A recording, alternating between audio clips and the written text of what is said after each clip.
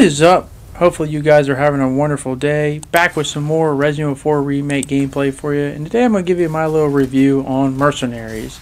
Now in this review I'm only going to focus on what it has at this point, not what it's going to have eventually, and maybe I'll give you some possibilities of things I would like to see at the end of the video. But nonetheless, this is more on what it's got at this point. So without further ado, let's get into it. Mercenary dropped absolutely this past Friday. It's a free update.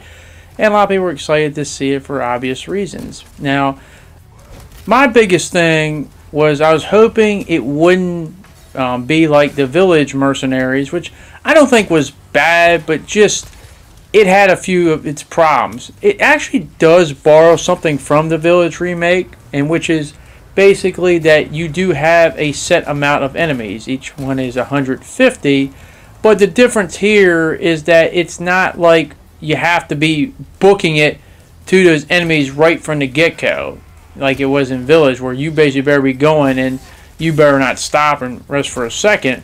And also you got to know where everyone spawns. That's not kind of how it works here. It's more like classic Mercenaries, but you do have a limit that you can get to. Another thing, a small difference, but it helps me a lot.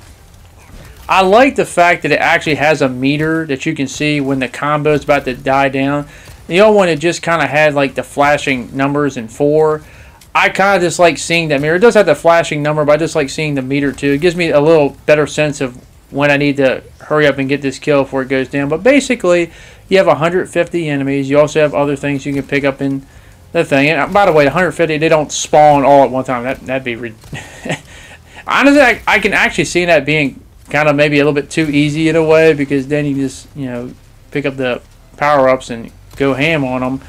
But basically, you have 150 enemies total, and your goal is to defeat them and get the highest scores possible. Obviously, things that help you out, your bonus rating, bonus points, percentage. You also have the faster you do it with how much time you have remaining helps you out. Obviously, killing them, and then obviously getting that chain going. Things that we come to know in mercenary mode. And you have your 3 maps here. You have the village, you have the castle, and you have the island. Another thing that's a little bit different from the original one, now they kind of had this in the original one, but not everyone, is the abilities. Krauser had the ability, basically, which was, basically a one-shot kill, but now everybody's got abilities. It's not just Krauser's the only one that's got the transformation. And I'm talking about actual abilities, not like, personal, like, combos with your fist and all, even though that can be ridiculous too, obviously with Hunk's neck snap. But everyone's got unique things, like Leon with the faster fire rate and speed and all-around ability to get bonus points when he's shooting his gun.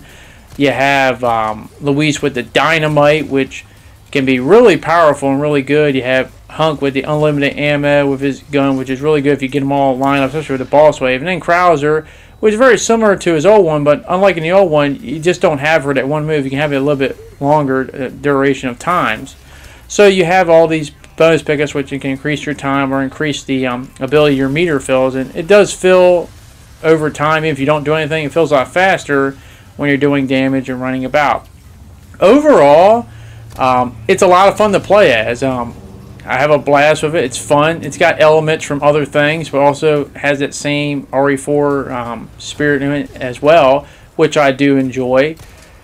But I need to get into a few things that I personally didn't care for, and I don't think it makes it bad. In fact, honestly, the biggest problem I think I have personally with the Mercenaries, and it's not even a problem with the gameplay or the mode itself. I think it's fine. I've heard some complaints, well, maybe it's a little bit too easy, and yeah, I feel that too, but as long as it's fun, I don't really mind. My biggest problem I have with the whole Mercenaries, and by the way, before I get into that, another cool thing is, you have the boss waves where you send unique enemies at a certain point in a village. You had the chainsaw maniacs coming after you. Here you have the red cloak Plagas and the Garrador, and then the island you got like the bullhead guys and or the warthog, whichever version of it, I can't think off the top of my head, but you get the point. And so you might want to save those alts or supers or your heavy weaponry like grenades for them. But you also have unique things like this cannon too. But sorry, I got a little off topic there. The thing that I didn't care for too much, and it's kind of a little annoying. Is one of the first things that people pointed out is that if you get an S rank on all 3 stages, you unlock the hand cannon, which is cool if you don't have it unlocked. Nothing against that. Even though it's kind of weird that it's a weapon you can already unlock in the main campaign, so if you've already unlocked it, it's just kind of like, okay, whatever.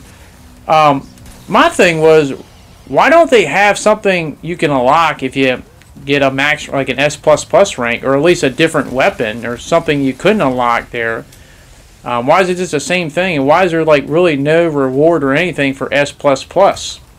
I mean, that's my biggest problem, is there's not really much award incentive from doing it, other than just getting 3 S rankings on the maps, which are not hard to do at all. They're kind of criminally easy to get an S ranking. I mean, as you're watching this, I almost got an S ranking right now. Well, if the game just ended, I'd probably get an S ranking just for all the bonus stuff. But the point I'm trying to make here is that there's no like really rewards, like maybe a costume or some type of accessory or something like that. I was really holding out hope that if you get like S++ ranking for all the characters on all the maps, you get the PRL 412. And I'm still holding out hope that it's coming at some time. It's one of the big things I've missed. It's not in the original one. I always loved that weapon because it seems so, like, I always call it the sci-fi weapon, but it's just one of those things I always like using and shit. But I also don't want it to be kind of too easy either. I like a challenge earning as well. So getting S++ for all the maps, all the characters would be sufficient enough. But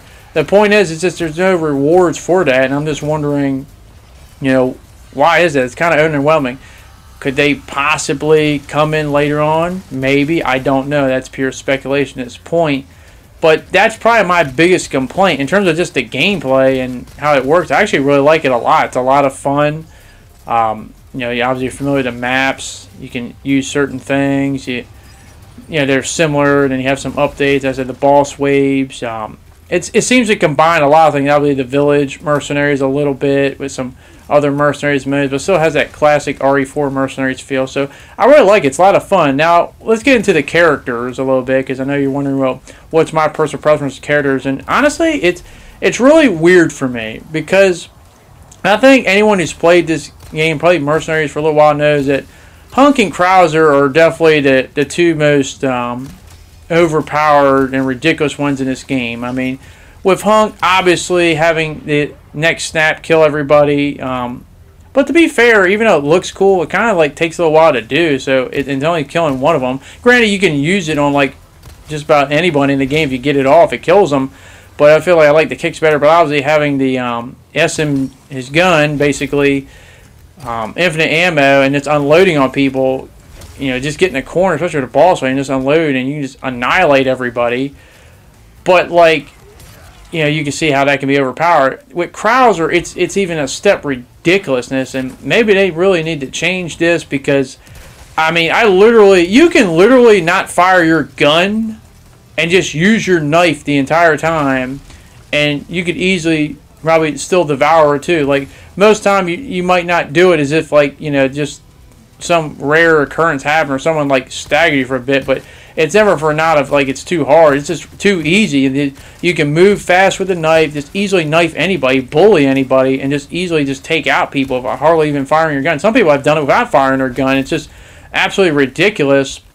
It brings me back to like Wesker from Resident Evil 5 Mercenaries, where he had the super speed, but the downfall was, you couldn't use it indefinitely. It would take a little bit away from his health. I feel like something like that needs to be put in with Krauser, because he's just too overpowered for his own good, and it just really makes all the other characters look really underwhelming. Not that they're not. They're cool too, but I mean, when you're not even using your own weapons, you're just using the knife. I mean, maybe the knife had like a durability. Maybe that's the big thing there.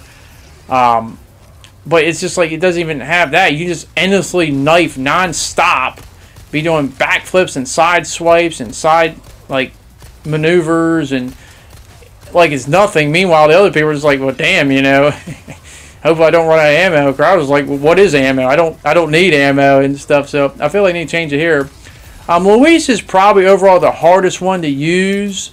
And I think he's kind of similar in that Leon spot from the OG, where I feel like he may have needed like a third weapon in between. Just like, maybe some type of, submachine gun or something like that, or maybe a shotgun. He's kind of got the rifle and the Red 9, which are great weapons, don't get me wrong, but when you're in that point of trying to reload between them, as well as, his melee attacks aren't.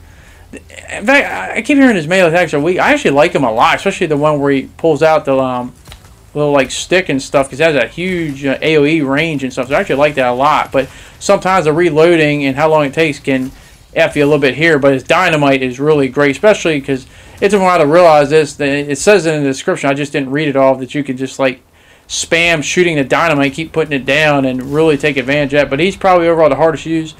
Overall, probably my favorite to use, just because I feel like it's still a challenge, but still fun as hell to use, is probably ironically Leon. And if you remember in OG, Leon was the toughest one to use in Resident Evil 4 Mercenaries, just because he had the handgun and the shotgun. He didn't really have like the rifle, which he has now.